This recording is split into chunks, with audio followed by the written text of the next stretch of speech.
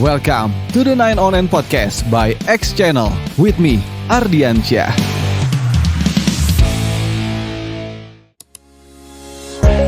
Resolusi, apa itu ya? Resolusi itu kayak tujuan atau tekad yang kita buat untuk diri sendiri. Biasanya di awal tahun baru.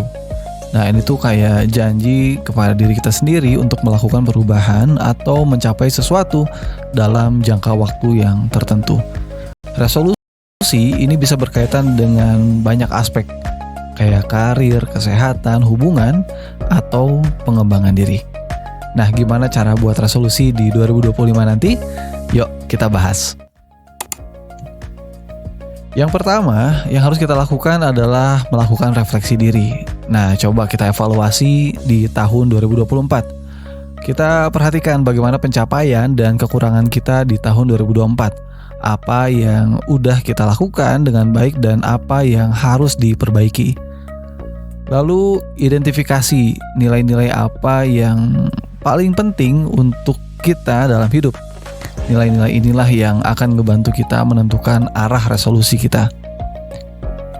Yang kedua, penting untuk kita menetapkan tujuan secara SMART. Nah, apa itu SMART? Specific, measurable, achievable, relevant, dan juga time bound. Spesifik artinya kita harus buat resolusi yang jelas dan terarah. Kita harus menghindari tujuan yang terlalu umum, seperti saya ingin sehat. Nah, kita ganti jadi saya ingin berolahraga 3 kali seminggu selama 30 menit. Yang kedua, measurable, artinya kita harus buat tujuan yang bisa diukur. Misalnya, bukan hanya saya ingin membaca lebih banyak, tapi saya ingin membaca 1 buku per bulan. Jadi lebih tertarget gitu ya. Yang ketiga adalah achievable. Nah, ini harus dipastikan bahwa tujuan kita realistis dan bisa dicapai. Jangan terlalu ambisius sehingga membuat menyerah di tengah jalan. Artinya kita juga perlu bisa mengukur diri ya. Apakah tujuan yang kita targetkan itu achievable atau tidak. Lalu relevan. Nah, ini harus dipastikan juga bahwa tujuan kita sesuai dengan nilai-nilai atau juga prioritas dalam hidup kita. Ya, dan yang terakhir adalah time bound, di mana kita harus mampu menentukan tenggat waktu yang jelas untuk mencapai tujuan.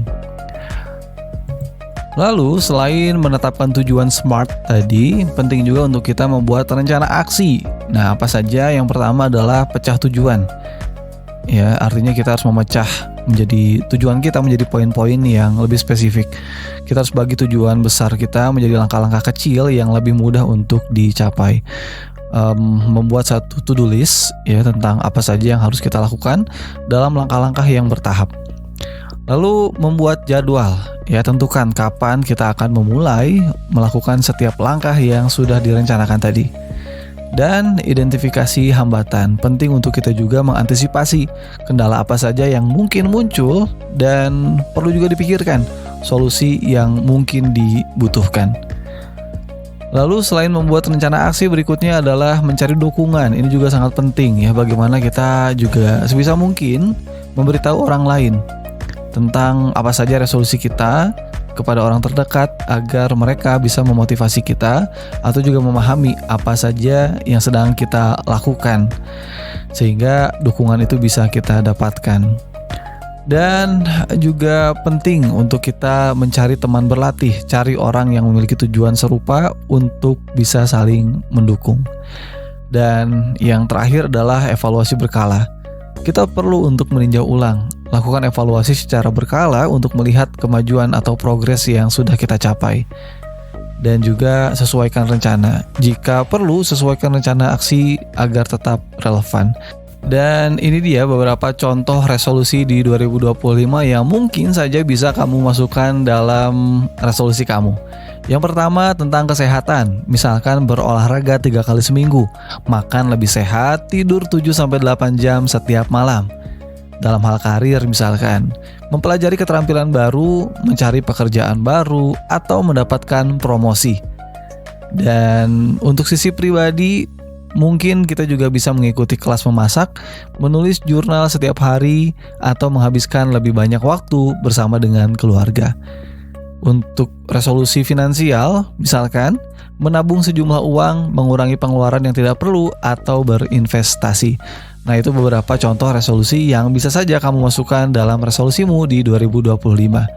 Sebagai tips tambahan, kita penting untuk bisa memulai dari yang kecil. Jangan langsung menetapkan terlalu banyak resolusi. Kita bisa mulai dengan 1 atau 2 tujuan yang paling penting bagi kita. Dan penting juga untuk bisa fokus pada proses, nikmati perjalanan menuju tujuan kita, bukan hanya pada hasil akhirnya saja. Dan juga penting jangan menyerah ya, semua orang pernah mengalami kegagalan. Yang penting adalah bangkit dan terus mencoba. Yuk diingat bahwa resolusi adalah perjalanan, bukan tujuan akhir. Yang terpenting adalah kita berusaha untuk menjadi versi terbaik dari diri kita sendiri. Nah, jadi apa resolusimu di 2025? Ayo ditulis, direncanakan, dan juga dinikmati setiap prosesnya secara bertahap, ya, sedikit demi sedikit, tapi berprogres. So, kita bahas lagi topik-topik menarik lainnya hanya di Nine Online Podcast bareng saya, Ardiansyah.